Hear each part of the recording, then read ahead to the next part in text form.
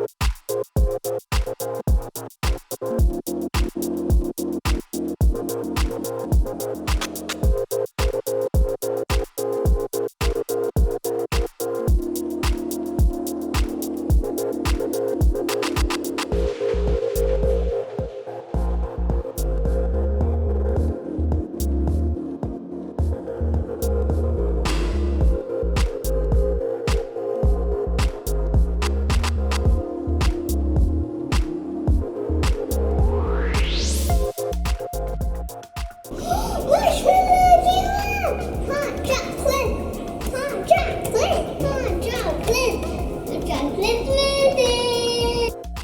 No doubt it took a little more time to make this than the regular mixing in a cup. But it's worth a try for that priceless expression on your child's face when you see the chocolate melt and the marshmallows float.